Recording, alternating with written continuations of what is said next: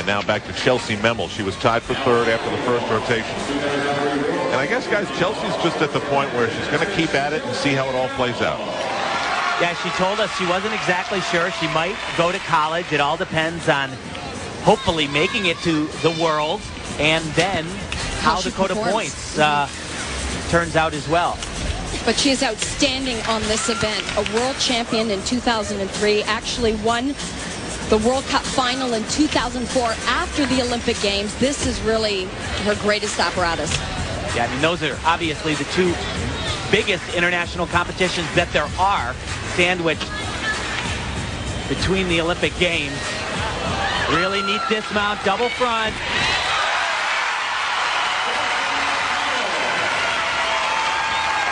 Well, a couple of summers ago, we marveled at her incredible competitiveness at the World Championships, and she looks to not have deterred from that at all. You know, a very different style from Nastia Liukin. She actually has more individual skills as opposed to the combinations that we saw from Nastia, but very strong elements, very powerful. So Chelsea Memel makes her statement to remain in the top three, which she will, with a mark of 9.666. Smiles all around for her. She's been very solid so far, and this the first of 2 days of competition. Still to come, Nastia Liukin. So much of the advanced publicity in these Visa National Championships coming her way with good reason. When we come back, we'll see her on the beam, plus explore her relationship with Carly Patterson. They trained in the same gym. Eco Fieldhouse in Indianapolis, Indiana. We are in effect at halftime. 2 rotations done, 2 to come. Another day of competition tomorrow.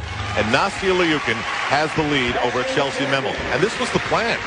Valerie Liukin, the Olympic gold medalist, said coming in he thinks that she should win the national championship after winning back-to-back junior national championships.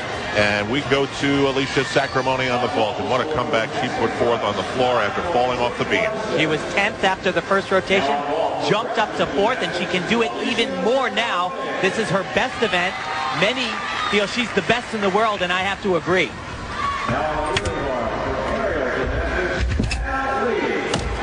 And that is why she is one of the best in the world on vault. Explosive, powerful. We're seeing a lot of these vaults, Yurchenko double twist. The start value is 9.8, but what makes this one so different is the height, the power, and the distance that Alicia gets away from the horse. Great. She has been virtually unbeatable on this event, even defeated Olympic champion Monica Rosu at the World Cup on vault. And it's a full-out charge now by Sacramone on Liukin's lead, who trains in Plano, Texas. And every day she does, she thinks of Carly Patterson, remembering last August 19th like it was her own birthday.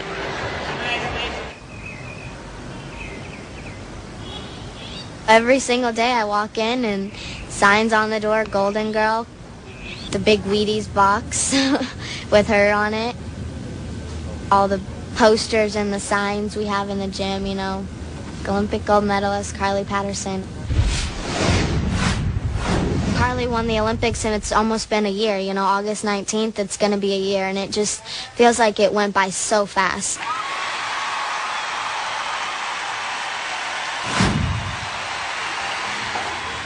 You know, she leaves the country as, like, just the national champion and comes back as, like, the world's, like, hero, you know? It just makes it so much more realistic. That's what it makes when you see Carly came up to the gym. It's great. I think that's great for Nastia. She can really believe that it's possible. You need to release your head, Ben. You see how hard she trains, you know, what she had to do, what she had to go through, so you know what it takes to be the Olympic champion.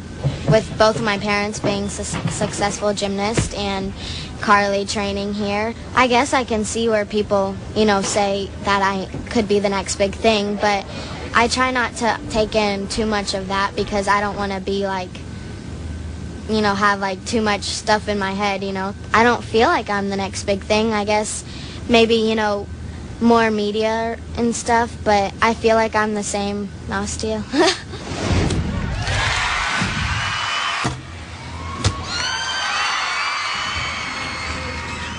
She does get a lot of attention right now. It does make me feel very proud. It does make me feel like she's becoming a great gymnast.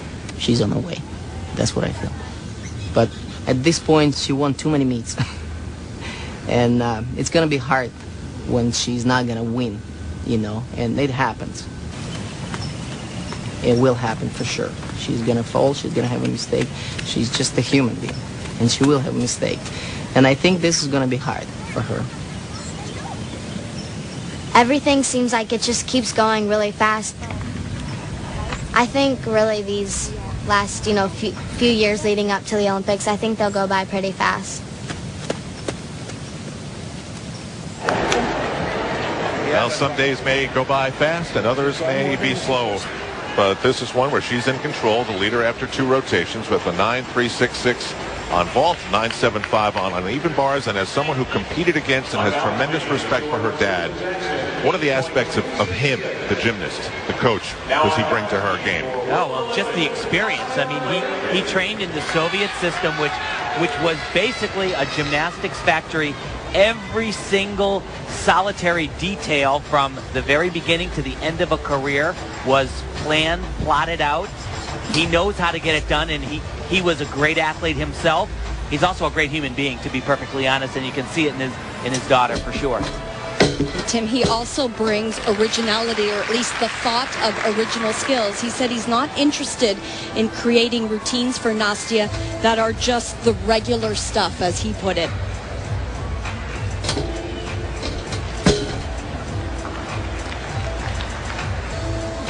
Bit of a wobble there. She's got amazingly long, lean lines.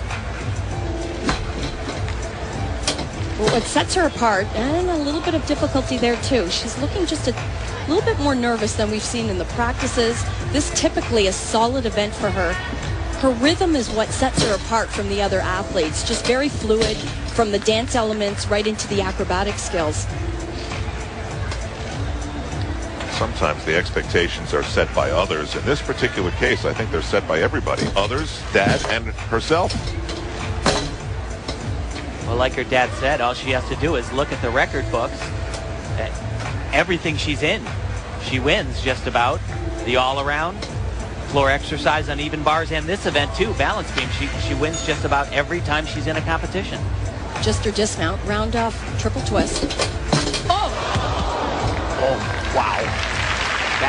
That was scary. Yikes. Boy, Tim Elfie, 1 minute you're a coach, and the next minute you better be a dad.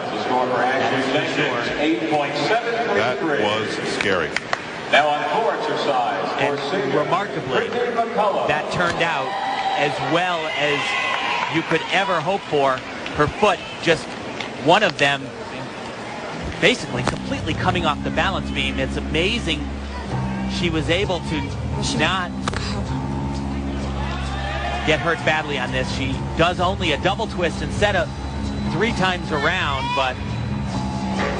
And Tim, the result of this is just a devastating deduction. Look at that, just taking off of 1 foot. You know, obviously she's going to incur all kinds of deductions because she didn't complete a dismount.